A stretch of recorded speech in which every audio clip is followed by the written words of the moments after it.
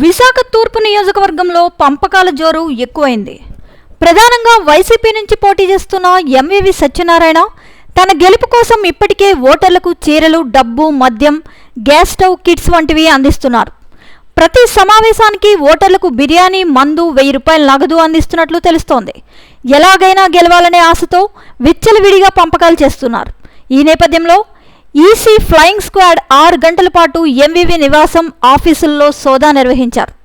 వందల కొద్ది చీరలు, వేల కొద్ది కూపన్లు, డిజిటల్ వాచ్లు, గాజులు, నగదు గుర్తించారు. వీటిని సీజ్ చేసి పోలీస్ స్టేషన్కు తరలించారు. ఇక్కడ పోటీ చేస్తున్న టీడీపీ నేత, కూటమి అభ్యర్థి వెలగపూడి రామకృష్ణబాబు 3 సార్లు విజయం సాధించారు.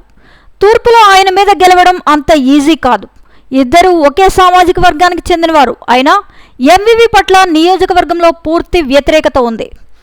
ఇటీవల పార్టీ మారిన అక్రమాని విజయ నిర్మల, జనసేన నేత వంశీకృష్ణ ఎంవివి ఓటమికి పనిచేస్తామని బాహాటంగానే చెప్పిన సంగతి తెలిసిందే. వీరి సామాజిక వర్గం కూడా తూర్పులో ఎక్కువే.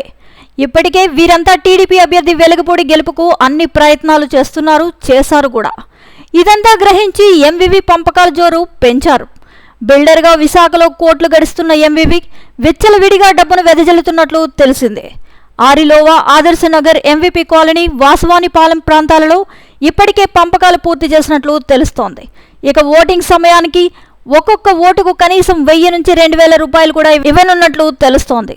ఈసీ ఇక్కడ వ్యవహారంపై పూర్తి స్థాయి నిఘా పెట్టాలని, అధికార పార్టీ అభ్యర్థి ఓట్ల కోసం ఓటర్లను ప్రభావితం చేస్తున్న చర్యలపై దృష్టి సారించి చర్యలు తీసుకోవాల్సిన అవసరం ఎంతైనా ఉంది.